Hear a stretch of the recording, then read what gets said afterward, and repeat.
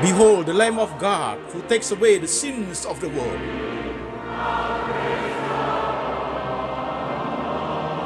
Jesus said, I am the way, the truth, and the life. No one comes to the Father but by me.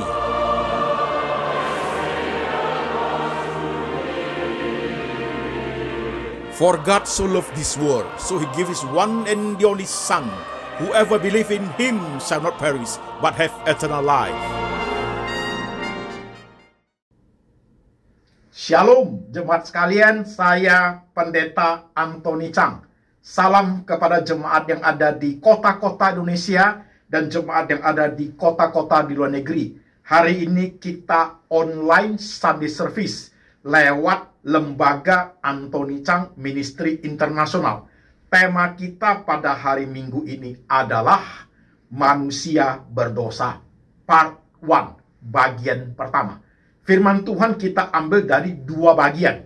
Bagian pertama dari Kitab Kejadian, pasal 3, ayat 1 sampai 24. Demikian firman Tuhan.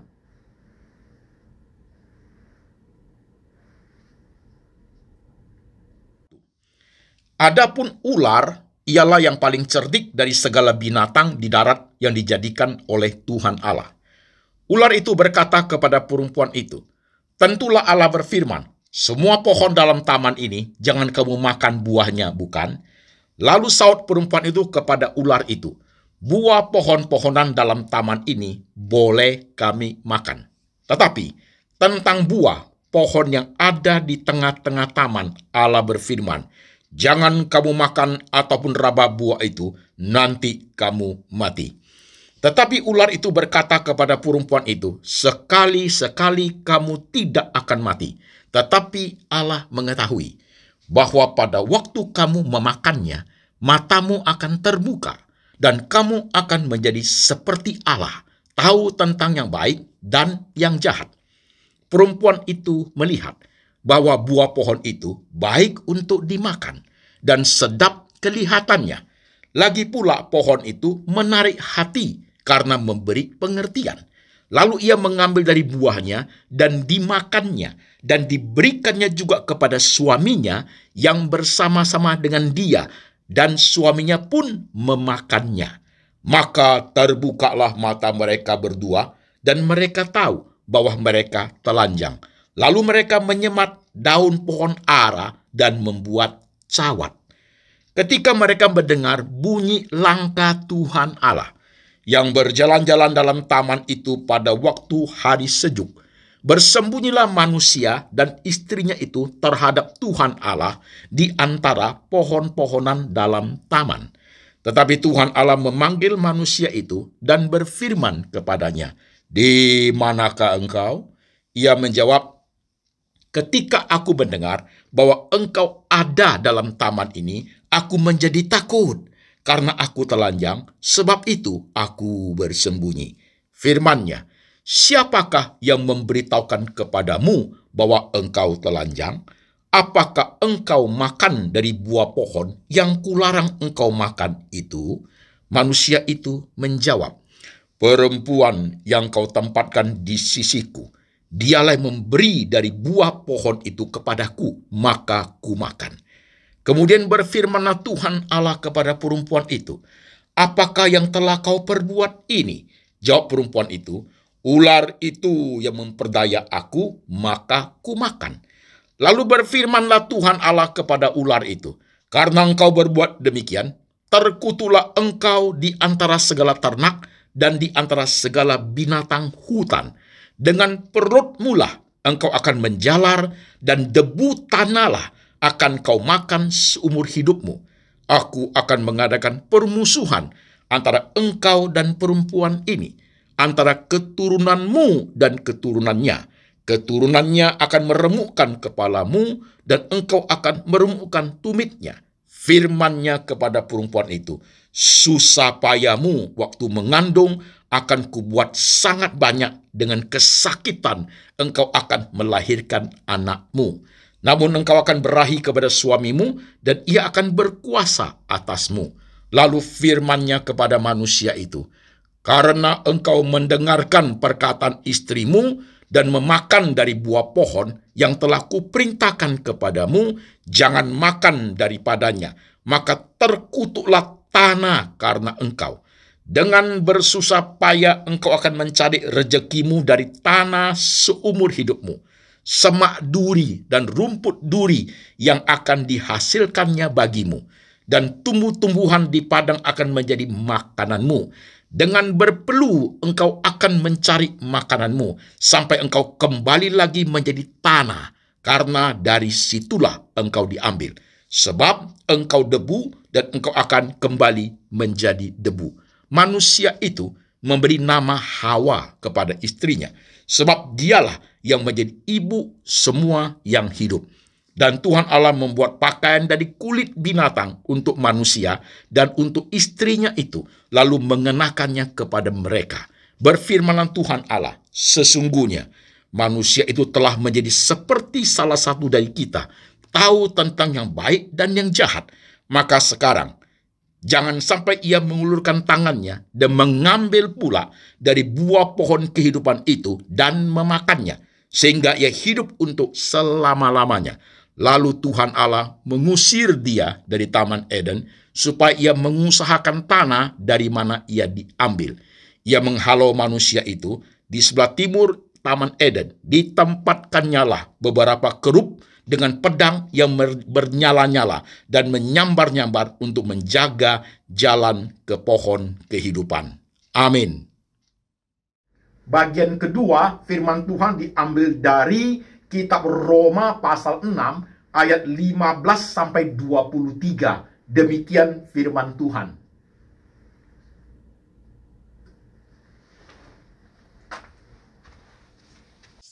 Jadi bagaimana? Apakah kita akan berbuat dosa karena kita tidak berada di bawah hukum Taurat, tetapi di bawah kasih karunia? Sekali-sekali tidak.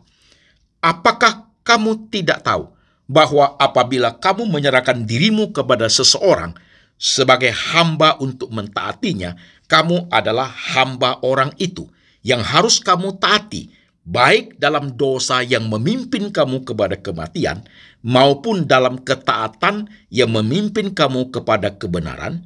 Tetapi syukurlah kepada Allah, dahulu memang kamu hamba dosa, tetapi sekarang kamu dengan segenap hati telah mentaati pengajaran yang telah diteruskan kepadamu. Kamu telah dimerdekakan dari dosa dan menjadi hamba kebenaran. Aku mengatakan hal ini secara manusia karena kelemahan kamu. Sebab sama seperti kamu telah menyerahkan anggota-anggota tubuhmu menjadi hamba kecemaran dan kedurhakaan, yang membawa kamu kepada kedurhakaan, demikian hal kamu sekarang harus menyerahkan anggota-anggota tubuhmu menjadi hamba kebenaran, yang membawa kamu kepada pengudusan. Sebab waktu kamu hamba dosa, kamu bebas dari kebenaran. Dan buah apakah yang kamu petik daripadanya, semuanya itu menyebabkan kamu merasa malu sekarang, karena kesudahan semuanya itu ialah kematian. Tetapi sekarang, setelah kamu dimerdekakan dari dosa, dan setelah kamu menjadi hamba Allah, kamu beroleh buah yang membawa kamu kepada pengudusan, dan sebagai kesudahannya ialah hidup yang kekal. Sebab upah dosa ialah maut, tetapi karunia Allah ialah hidup yang kekal dalam Kristus Yesus Tuhan kita. Amin. Jemaat sekalian, firman Tuhan sudah kita baca, firman Tuhan sudah kita dengar. Sekarang saya mengajak jemaat yang sedang ikut ibadah hari ini, mari kita tundukkan kepala, kita berdoa. Tuhan Yesus, kami sudah mendengarkan firman-Mu. Kami sudah membaca firman-Mu. Sekarang roh Tuhan bekerja, menerjemahkan firman ini dalam bahasa yang boleh kami mengerti. Pakai hamba-Mu Tuhan, boleh menguraikan firman Tuhan dengan bahasa yang sederhana, sehingga seluruh lapisan jemaat boleh mengerti firman Tuhan dengan baik. Kami rindu hidup kami selalu diperbaharui lewat kebenaran. Kami rindu hidup kami makin hari makin berkenan kepada Tuhan.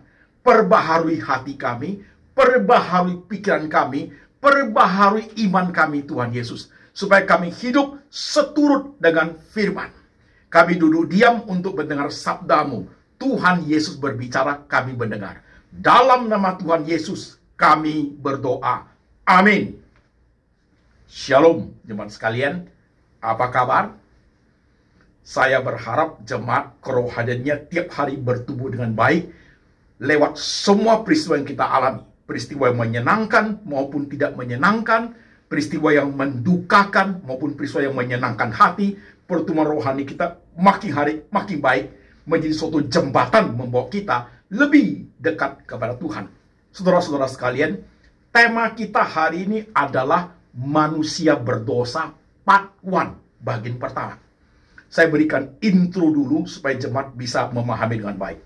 Saudara-saudara, kalau saudara tekun mengikuti ibadah yang dilakukan oleh Lembaga Anthony Chang Ministry Internasional, mungkin sudah setahun, 2 tahun, 3 tahun, atau sudah 10 tahun saya ikuti selama ini saya khotbah ke banyak gereja, jemaat.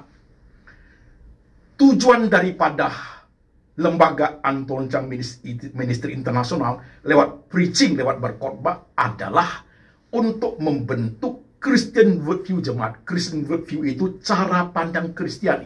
Itu satu.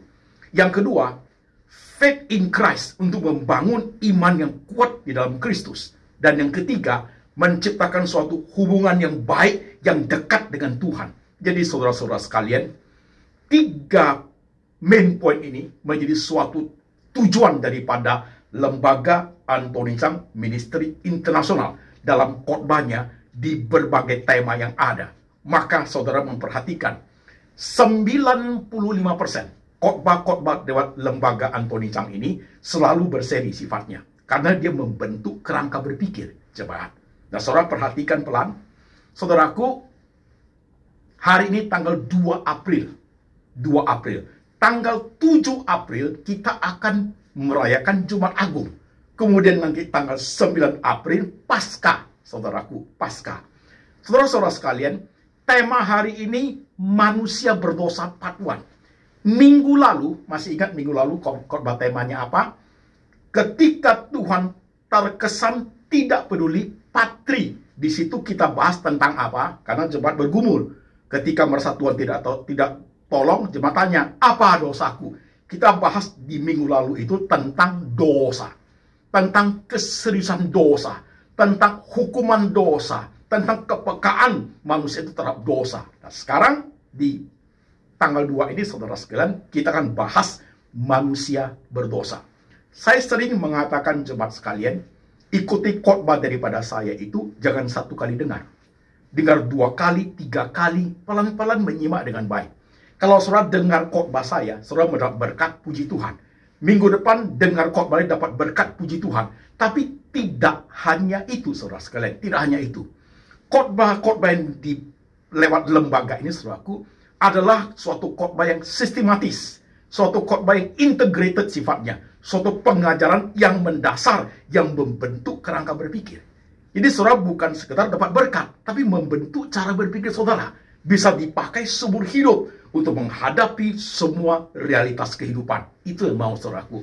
Itu menjadi tujuan dari lembaga ini, untuk menciptakan orang Kristen yang tangguh dalam menghadapi segala sesuatu dengan cara berpikir Kristiani yang bagus. Suatu iman yang teguh dalam menghadapi segala perkara, dan suatu kedekatan dengan Tuhan, apapun yang dihadapi tidak menghalangi, tetap menjadi suatu jembatan membawa kita jauh-jauh lebih dekat kepada Tuhan. Itu loh saya mau saudaraku. Oke, hari ini manusia berdosa part 1. Mungkin saudara akan bertanya, Pak, saya sudah tahu manusia berdosa itu, saya sudah tahu Pak. Saya sudah baca banyak. Saya jadi orang Kristen sudah lama. Dan kitab Kejadian kita baca itu, kejatuhan manusia dalam dosa itu, saya sudah baca puluhan kali. Iya.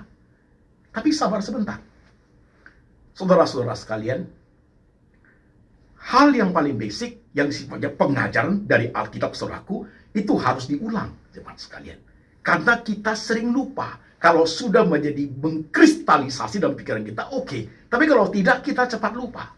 Kalau saudara perhatikan lewat Lembaga Anthony Chang Ministry Internasional, saudaraku, pengajaran yang basic itu pasti saya ulang.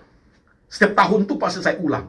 Tetapi saudara hampir tidak sadari itu. Saya ulang dengan cara khotbah yang berbeda, dengan pendekatan yang berbeda, supaya jemaat ingat.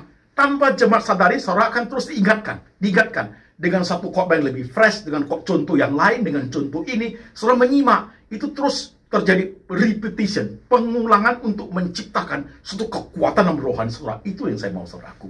Oke?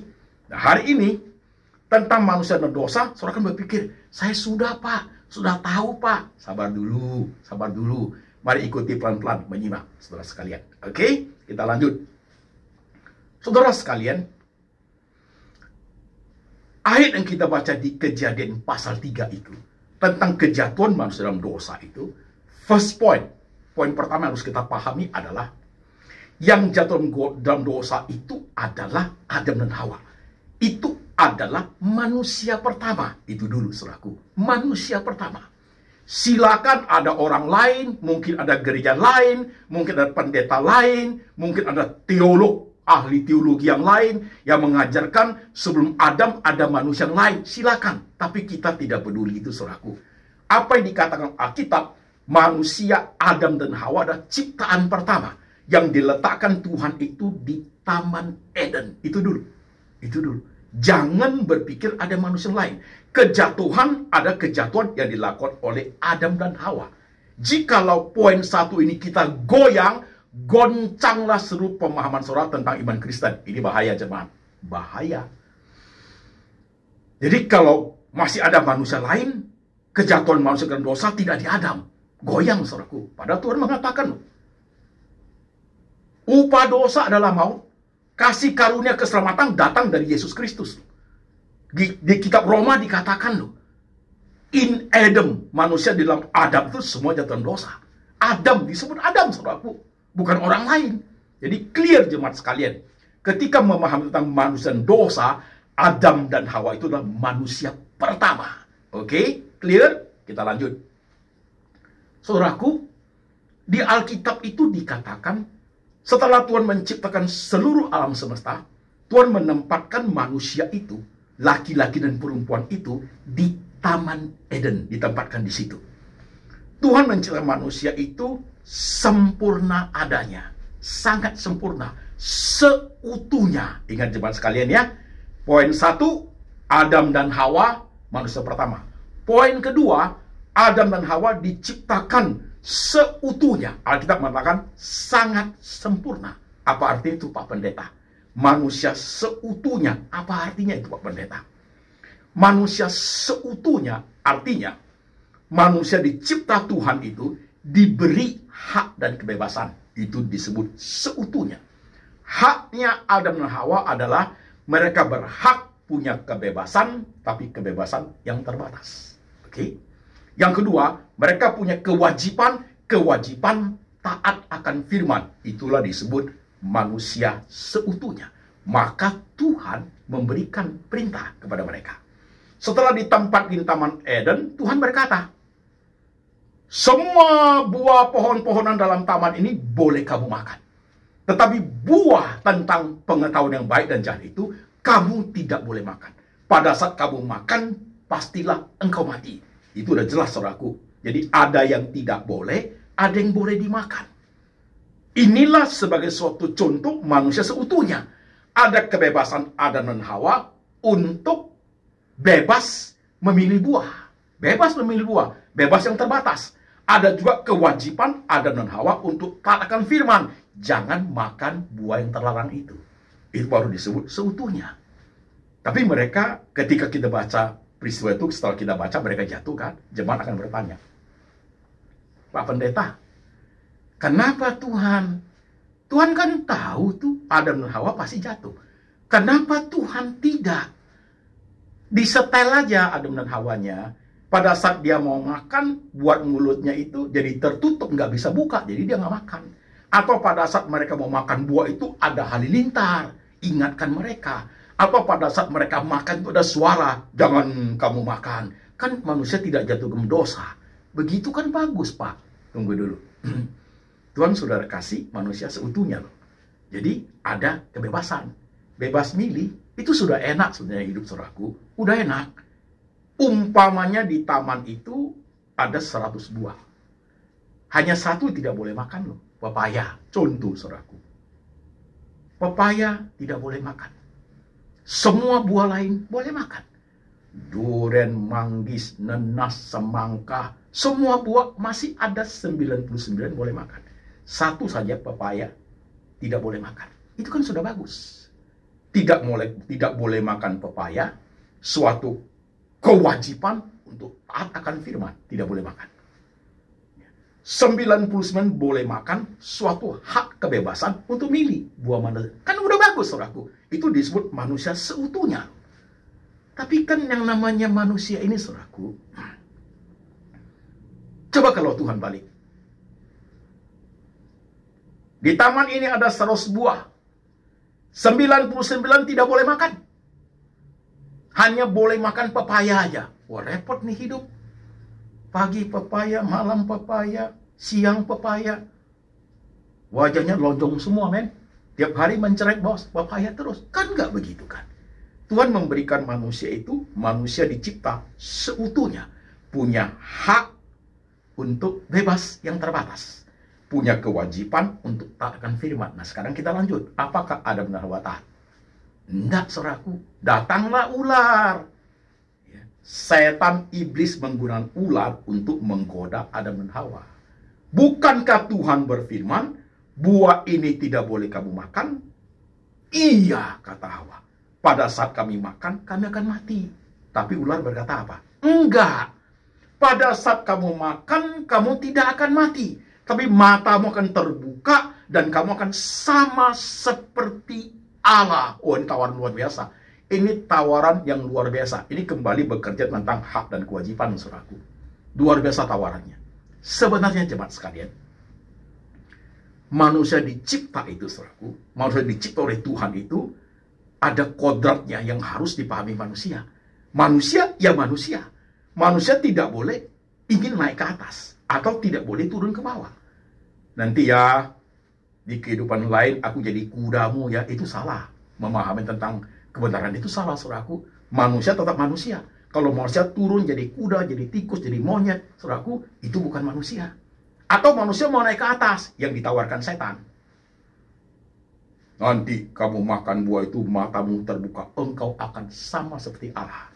Baik manusia itu mau naik ke atas maupun turun ke bawah, manusia itu pasti jatuh. Dan tawaran itu diterima oleh Hawa. Bisa seperti Tuhan. Sedap kelihatannya, menarik hati, mengandung pengertian. Dia makan itu buah, saudaraku. Pada saat dia makan itu buah, Hawa dan Adam itu dia makan, dia berikan kepada Adam juga ikut makan. Pada saat dia makan itu buah, jemaat sekalian, Adam dan Hawa sudah menggunakan hak kebebasannya dengan liar. Itu satu. Yang kedua, Adam dan Hawa sudah tidak menggunakan kewajiban yang baik untuk taatkan firman. Itulah kejatuhan. That is the fall of Adam, saudaraku. Itulah kejatuhan. Saudara ingat prinsip ini. Saudara ingat prinsip ini. Ketika seseorang menggunakan kebebasannya dengan liar, dan kehilangan kewajiban untuk taatkan firman, orang itu pasti sudah jatuh ke dalam dosa. Itu saudaraku. Prinsip ini. Oke, kita lanjut. Saudaraku, setelah kita membaca cerita itu, setelah mereka makan buah itu, mata mereka terbuka loh, saudaraku. Mata mereka terbuka. Tapi tidak menjadi Tuhan. Enggak. Mata mereka terbuka dan mereka menjadi malu. Karena Alkitab mengatakan mereka telanjang. Mereka ambil daun pohon ara, buat cawat, saudaraku. Pakai cawat, mereka menjadi malu. Apa yang ditawarkan ular itu tidak jadi kenyataan. Katanya tadi, kalau sudah makan, mata terbuka. Mata mereka terbuka, benar. Dan engkau akan sama seperti Allah. Tidak jadi kenyataan. Bukan sama seperti Allah, malah jadi malu karena telanjang. Pak Pendeta, apakah Adam dan Hawa suruh jatuhkan dosa mereka pakai baju? Enggak.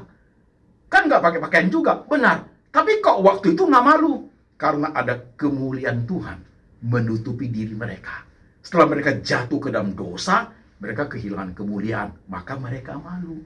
Mereka malu, jemaat sekalian. Pakailah cawat. Oke? Nah, Tuhan berkata, di manakah engkau? Aku takut ketika aku mendengar langkahmu. Aku bersembunyi. Kenapa engkau bersembunyi? Apakah engkau sudah makan buah itu? Nah, karena sudah dosa, melahirkan dosa. Saling menuduh sudah, jemaat sekalian. Wanita yang kau tempatkan di sisiku. Tuhan tanya wanita itu, kenapa you begitu? Wanita itu ngomong apa? Ular itu udah saling menuduh, saudaraku. Karena saling menuduh, saudara sekalian, tiga-tiganya dapat hukuman. Tiga-tiganya dapat hukuman. Adam akan mencari mata pencaharian dengan berpeluh. Oke? Tanah menjadi terkutuk oleh karena dia. Hawa pada saat engkau melahirkan akan dibuat susah amat sakitnya pada saat melahirkan. Ular dengan menjalar di tanah hidupmu dan debu menjadi makananmu. Berikutnya, Adam dan Hawa itu diusir keluar dari Taman Eden. Selesai, saudara sekalian. Oke, pelan dulu sebentar. Pak Pendeta, jadi ini ya jatuh dosa. Iya, ini jatuh dosa. Jatuh ini, saudaraku. Jadi udah jelas sekali. Tapi numpang tanya Pak Pendeta, itu kan Adam dan Hawa. Aku belum lahir kok saat itu. Aku tidak hidup di zaman itu kok. Nah itu kan Adam dan Hawa yang ngelakuin. Kenapa aku yang harus tanggung? Jemaat dengarin. Ini prinsip dasar kebenaran harus dipahami supaya kita punya Christian worldview baik. Perhatikan jemaat. Adam dan Hawa itu manusia pertama loh. Itu nenek moyang kita loh. Mereka wakil kita di depan Tuhan. Pada saat mereka jatuh ke dalam dosa, kita ikut jatuh. Kita ikut jatuh. Kita ada keturunan Adam dan Hawa. Itu jelas, men. Kita jatuh. Secara natur, sinful nature. Secara natur kita adalah natur orang berdosa. Sejak dalam kandungan ibuku, aku sudah berdosa, kata Daud. Ya kan? Coba perhatikan bayi. Coba perhatikan bayi yang masih dalam perut mamanya. Bayi sudah lahir, udah berbuat dosa belum? Belum. Tapi natur dosanya sudah ada loh. Naturnya sudah ada. Nanti lihat aja. Dia makin besar, udah mulai bisa bohong. Udah mulai bisa mementingkan diri sendiri. Udah bisa mulai pukul adiknya loh. Bisa. Nah itu udah mulai muncul. Karena si natur dosanya udah ada. Tinggal actionnya pelan secara pasti, tambah besar itu muncul semua. Tidak ada sekolah untuk menjadi pencuri. Nggak ada, saudaraku. Muncul sendiri secara otomatis. Itu natur dalam diri manusia itu. Oke? Nah ini prinsip, saudaraku. Ini prinsip. Jatuh itu. Nah, Adam dan Hawa wakil kita. Otomatis kita ada keturunannya. Secara natur kita warisi, saudaraku. Gak bisa enggak. Kecuali saudara mengaku bukan keturunan dari Adam dan Hawa. Kecuali saudara mengaku saudara keturunan dari monyet. Itu lain cerita, saudaraku. Itu lain cerita. Itu lain lagi, saudaraku. Ketika kita mengaku kita adalah keturunannya Adam dan Hawa, ikut jatuh. Secara natur ini natur orang berdosa. Sejak dalam kandungan ibuku, aku sudah berdosa kok, kata Alkitab. Oke, clear? Lanjut. Saudara sekalian, bukti dosa, Alkitab yang kita baca tadi di Kejadian pasal 3 itu jelas, saudaraku. Lihat pelan-pelan. 1. Setelah mereka makan buah itu, mata mereka terbuka, mereka menjadi malu. Karena mereka tidak pakai pakaian. Lalu buat cawat. Nah ini. Pakaian ini, saudaraku, menjadi suatu bukti kita orang berdosa. Gak bisa kita pungkiri itu. Saudara ingin merasa apa? Aku orang gak berdosa. Jangan pakai pakaian. Polos. Jalan-jalan ke kantor. Turun. Jalan-jalan ke mall. Di depannya, di pintu pagar, jalan-jalan putar 2 kali pulang rumah. Orang kan bilang, saudara orang gila. Ada sih, Pak. Di negara tertentu ada orang hidupnya tidak pakai pakaian. Tidak pakai pakaian tidak membuktikan dia tidak berdosa. Tidak pakai pakaian, tapi yang lain, bukti dosa yang kedua. Bukti dosa yang kedua, saudaraku, pada saat engkau makan buah itu, pastilah engkau mati. Itu dia. Ya kan? Pastilah engkau mati. Berkata begitu loh. Jadi sebelum proses kematian, saudaraku, sifat badan ini, manusia ini yang dari tanah ini, secara perlahan pasti dia akan mulai lapuk dan mati. Maka dikatakan, pastilah engkau mati. Sebelum mati sakit dulu. Jadi bukti dosa yang kedua, saudaraku, badannya akan mengalami penyakit. Sudah pasti. Faktor dosa itu. Nah, rumah sakit lah. Tadi busana, bukti kita orang berdosa. Rumah sakit, secara perlahan pasti akan mati, saudaraku. Sakit badan kita, mati kita. Oke, udah dua kan? Busana dan rumah sakit. Yang ketiga, saudaraku, kejahatan. Ya, saudara perhatikan. Setelah Adam dan Hawa keluar di Taman Eden, punya anak Kain dan Habil, apa yang terjadi? Kakak bunuh adik, saudaraku. Kakak menghilangkan nyawa adik. Terjadi kejahatan. Ya penjara lah itu. Ya, busana, rumah sakit. Ya, pasti mati, kuburan, penjara. 4 poin dalam sejarah kehidupan manusia ini ada. Sampai kapanpun tidak akan hilang, saudaraku. Yang namanya pakaian sampai sekarang kita pakaian kok. Aku pakai jas kok. Ya. Yang namanya sakit, siapa yang tidak sakit? Kejahatan di mana-mana. Penjara tambah banyak sampai zaman ini, saudaraku. Iya kan? Kasus belakangan yang terakhir ini, yang seorang model sosialita dari Hong Kong yang mengalami kehilangan nyawa, tindakan kejahatan, saudaraku, tindakan kejahatan. Kuburan, sampai sekarang kuburan makin banyak, saudaraku. Itu fakta, bukti dosa. Gak bisa kita pungkiri itu. Dan kita sedang menjalaninya. Kita sedang melakoninya ini, saudaraku. Tunggu aja suatu hari, badan saya sudah banyak sakitnya itu.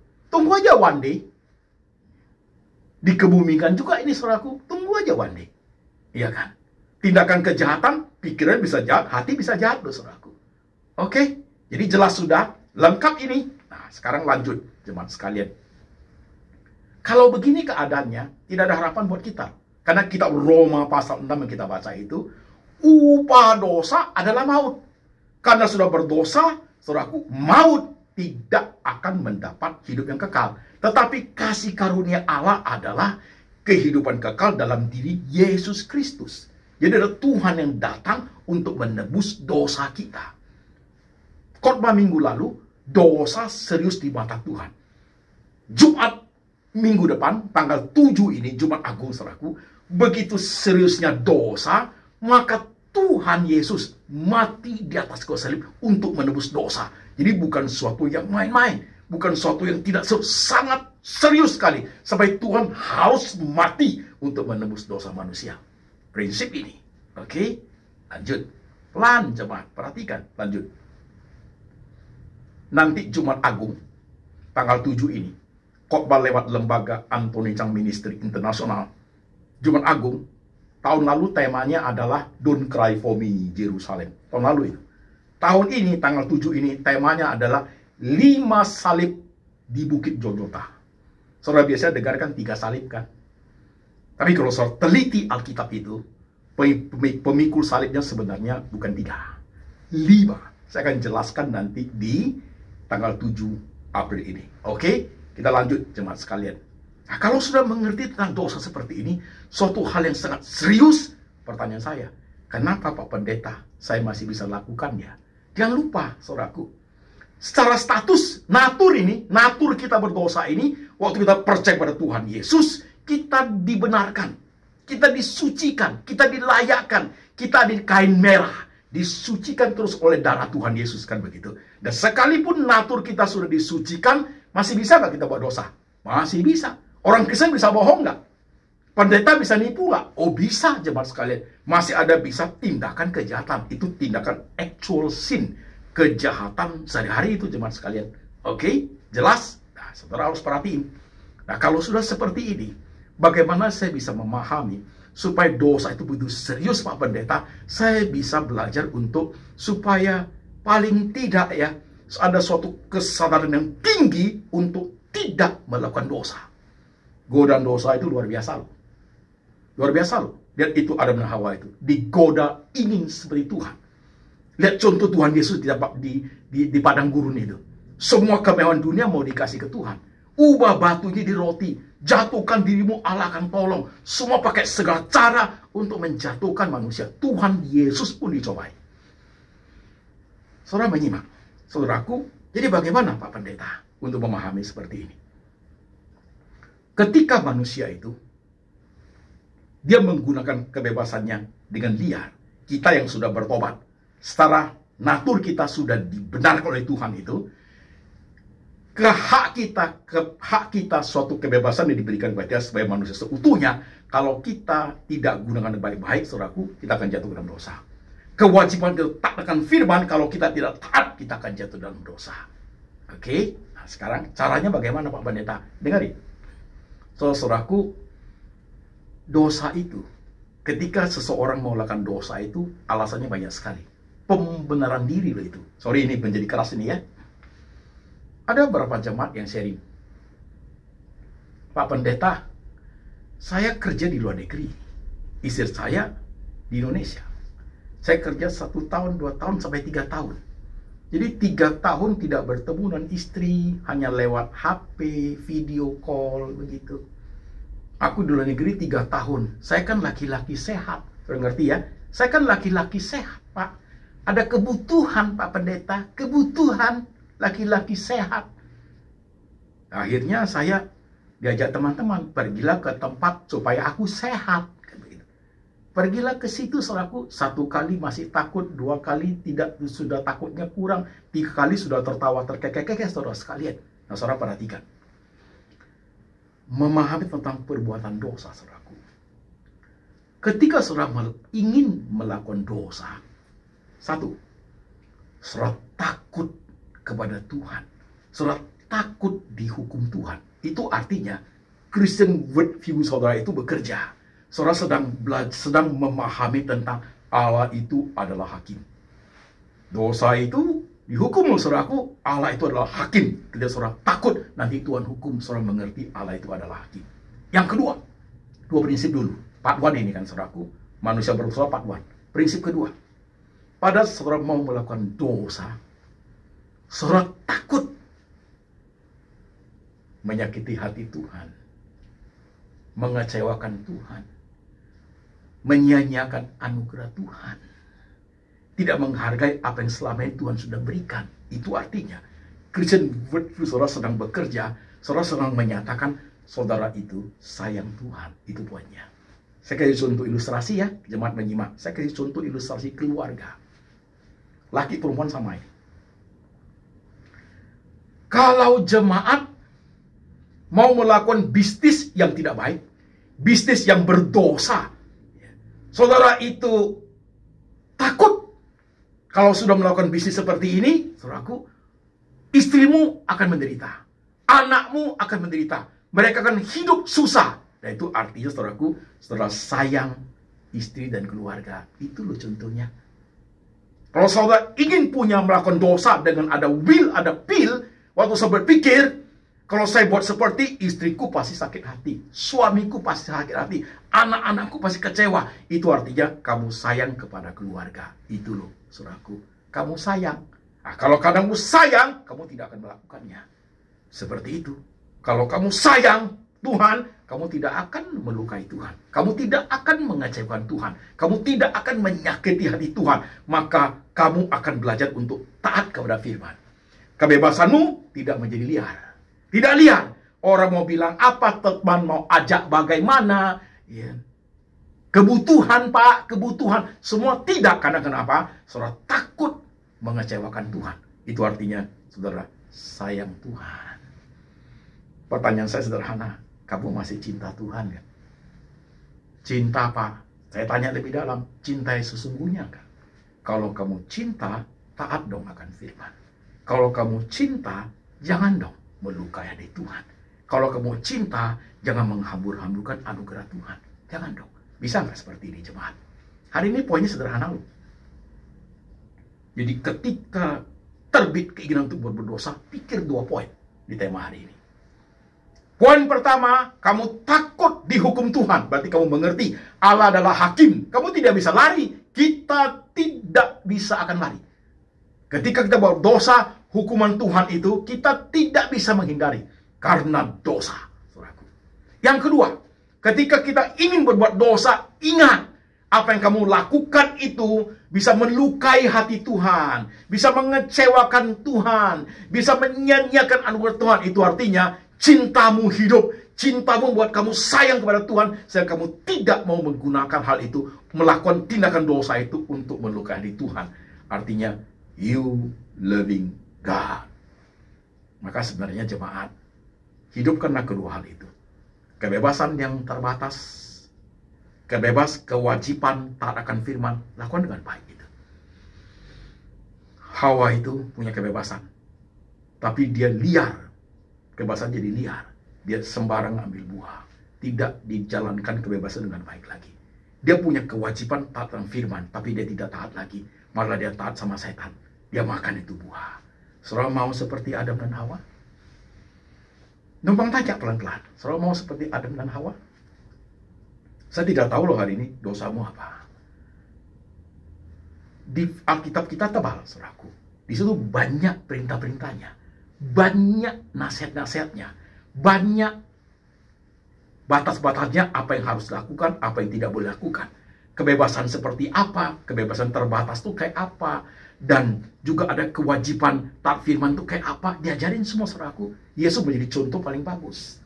Setiap kali setan menggoda, ada tertulis, ada firman, hanya kepada ada Allahmu engkau menyembah. Ada tertulis, jangan engkau mencobai Allahmu. Ada tertulis, manusia hidup bukan dari roti saja, tapi dari firman yang keluar dari mulut Allah. Itu loh saudaraku. Jadi sebenarnya cara untuk menjaga hidup supaya suci depan Tuhan adalah 2 poin.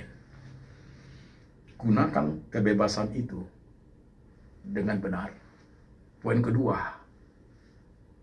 pakai kewajibanmu untuk taat akan firman, maka kau terhindar dari jatuh ke dalam dosa.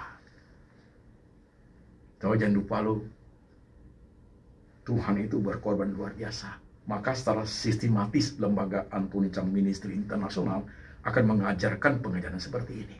Lihatlah nanti tanggal 7 April. Tuhan berkorban begitu besar. Hancur dia, men. Habis dianiaya. Dia datang menjadi manusia sangat terbatas jadinya. Dihina, diejek, disisa, dipaku, diperlakukan sesuka hati, dipermalukan. For you and me. For you and me. Hidupkanlah itu dalam rohanimu, saudaraku. Cintamu kepada Tuhan. Karena melihat pengorbanan dia sebesar-besarnya. Cintamu kepada Tuhan. Membuat engkau tidak mau melakukan dosa. Membuat engkau tidak mau melukai hati Tuhan. Coba jangan lupa loh. Hukuman dosa dengan akibat dosa, 2 hal tidak sama, saudaraku. Hukuman dosa pasti terjadi kepada orang yang melakukan dosa. Kalau seorang melakukan dosa, seorang melakukan usaha tidak benar, seorang menipu, seorang bis tidak benar, tertangkap, masuk penjara. Itu hukuman dosa. Tapi akibat dosa bisa terjadi pada keluarga saudara. Kalau sudah bisnis tidak baik, ditangkap, masuk penjara karena kejahatan, akibat dosanya anak istri, anak suami. Akibatnya apa? Terlantar mereka. Karena saudara sudah tidak punya penghasilan. Terlantar itu anak-anak keluarga. Akibat dari dosa yang kita buat mereka alami. Hati-hati, jemaat sekalian. Jadi ketika kita melakukan tindakan dosa itu, hukuman kita tanggung. Tapi akibat bisa loh anak-anak kita tanggung. Saya tanya sebentar. Kalau kamu terus buat seperti dosa begitu, mau nanti anakmu akibatnya ditanggung kepada anakmu.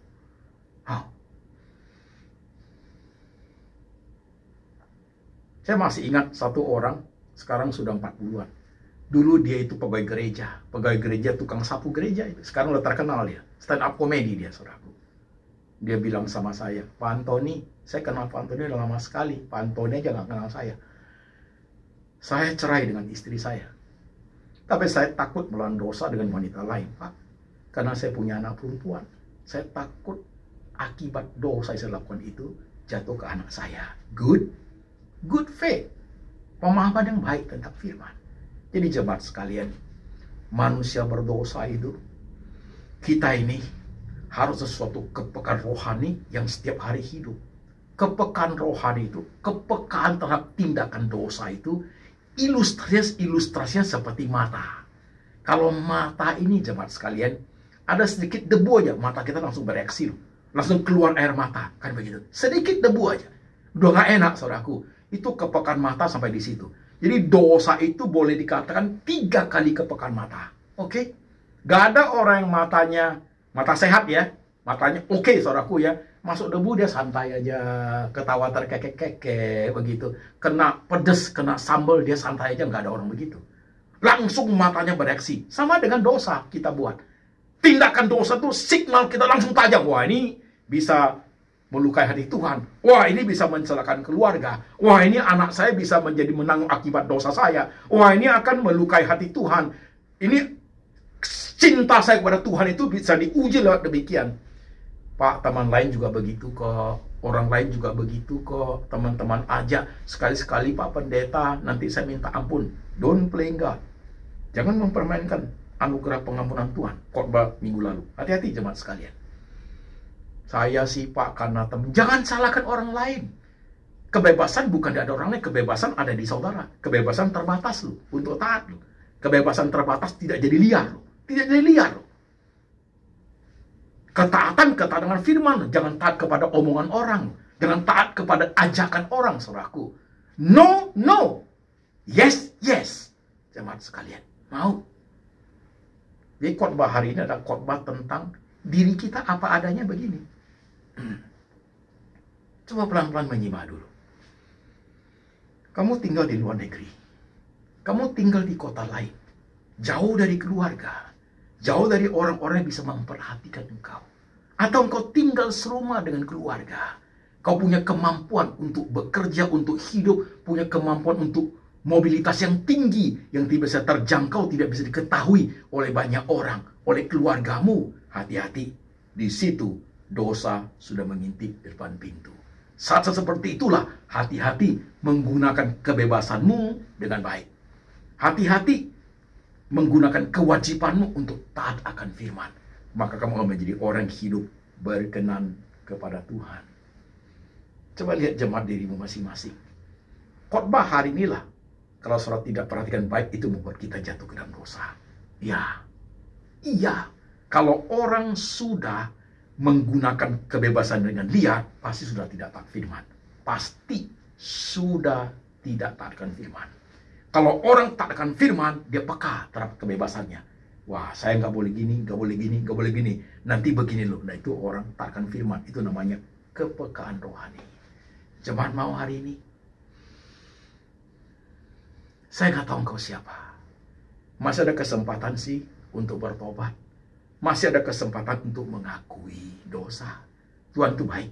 Ketika kita jujur mengaku dosa kita, Tuhan itu Maha Pengampun. Dosa kita merah sekali, Tuhan bisa sucikan putih seperti salju. Ketika kita jujur mengakuinya, ada keberanian untuk mengaku sama seperti Daud. Jemaat mau? Apapun dosa itu, apapun bentuk dosa itu, hanya saudara saja yang tahu itu. Hanya saudara yang tahu. Kekudusan hidup, sekali-sekali apa? Don't do it again. Ya gimana lagi Pak? Jangan pakai alasan apapun. Jangan. Jangan terjebak seperti Hawa. Ingin seperti Tuhan. Sedap kelihatannya. Menarik pengertian. Hati-hati men. Hati-hati. Bawa pulang firman ini. Engkau dan saya. Manusia berdosa. Status kita orang berdosa. Tapi sudah dibenarkan. Dalam tindakan sehari-hari. Kemungkinan buat dosanya masih sangat besar. Bawa pulang firman ini. Mau engkau bertobat? Masih sayang kau sama Tuhan? Pertanyaan saya. Kau gunakan kewajibanmu, taat akan firman, kamu gunakan hakmu, kebebasanmu dengan baik atau dengan liar? Kadang kamu kaya, sesuka hati kamu menggunakan uangnya, hidup seliar mungkin. Hati-hati, hukuman Tuhan sudah tiba. Akibat hukuman dosa itu juga tiba kepada anakmu. Akibat dosanya. Hukuman dosanya kamu tanggung. Akibat dosanya keluargamu yang tanggung. Mau? Mau? Nah, nggak mau Pak Pendeta. Kalau nggak mau, hiduplah jujur di depan Tuhan. Maka Tuhan berkenan kepada engkau. Mari jemaat. Tanggal 7 kita rayakan Jumat Agung. Tanggal 9 kita Paskah. Hari ini kita tundukkan kepala, kita berdoa. Saudara-saudara sekalian, lihat dirimu masing-masing. Pertanyaan saya sederhana. Kamu masih cinta Tuhan? Kebebasan yang Tuhan beri, kamu gunakan baik-baik? Hanya 2 pertanyaan itu kamu jawab Tuhan hari ini. Kebebasanmu kamu gunakan secara liar, kamu pasti sudah tidak taat akan firman. Dosa yang kamu lakukan selama ini, ada terbit nggak dalam pikiranmu, hatimu? Kau akan bisa menyakiti Tuhan. Kalau terbit, berarti kamu sayang Tuhan. Bertobatlah. Dosa yang kamu lakukan bisa membuat istrimu terluka, suamimu luka hatinya, anakmu kecewa, membuat mereka sengsara. Teringat nggak? Kalau teringat seperti ini, berarti engkau sayang keluargamu. Bertobatlah. Gunakan kebebasanmu yang Tuhan beri dengan tepat dan benar. Pakai kewajibanmu untuk taatkan firman itu dengan baik, supaya engkau berkenan kepada Tuhan. 1 menit, kau doa sendiri-sendiri, jemaat sekalian. Doa sendiri, akui sendiri, sadari sendiri, menuju hari-hari Jumat Agung pada tahun 2023 ini. Tanggal 7 April. Akui. Perhatikan hidupmu. Teliti dengan baik. Kau berdoa sendiri-sendiri. 1 menit.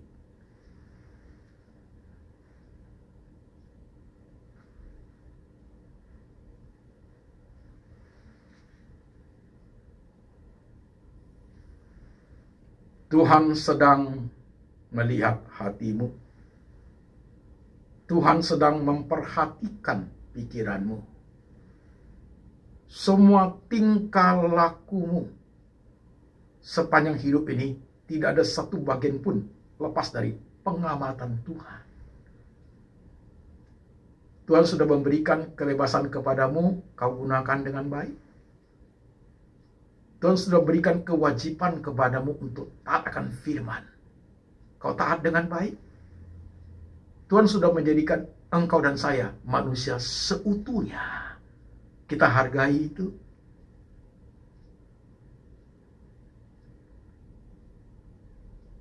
Tuhan sudah memberikan harta, kehidupan, istri, anak, suami, hidup yang bagus. Kau porak-porandakan itu dengan hidupmu tidak benar. Kau hancurkan yang Tuhan beri anugerah itu dengan kebebasan yang liar. Kau akan menerima hukuman Tuhan. Dan keluargamu akan menerima akibat dosa yang kau perbuat. Akui itu di hadapan Tuhan. Doa. Minta ampun. Dan jangan pernah berbuat lagi. Tuhan, inilah setiap kami yang tertunduk kepala di depan Engkau. Kami manusia yang tak terhindar dari perbuatan dosa. Ampuni kami Tuhan. Beri kami kebebasan yang Kau berikan, kami pertanggungjawabkan dengan baik. Ajar kami senantiasa untuk taat akan firman. Tuhan, Engkau tahu setan iblis selalu menggoda kami. Tuhan, biarlah Roh-Mu menjaga kami, menguatkan iman kami di tengah semua realita kehidupan yang kami alami. Godaan dan cobaan itu datang, Tuhan. Ajar kami melihat Tuhan Yesus sebagai contoh.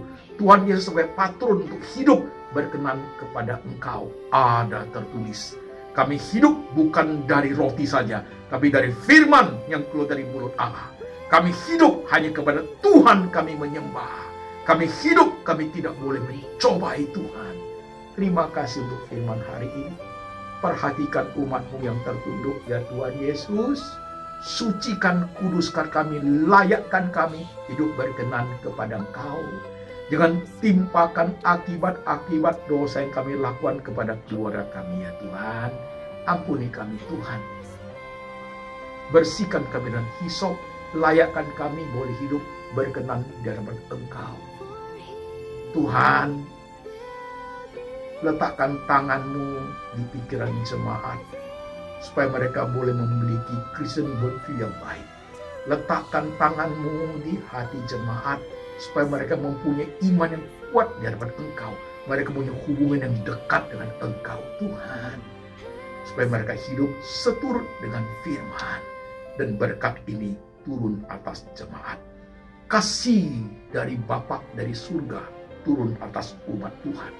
Yesus Kristus, Gembala yang baik, pemelihara jiwa umat Tuhan. Dan Tuhan Roh Kudus senantiasa mengingatkan akan kitab suci, mengajar jemaat untuk hidup benar di hadapan Tuhan sampai selama-lamanya, sampai Tuhan Yesus datang kembali menjemput setiap orang percaya dalam nama Tuhan Yesus. Amin.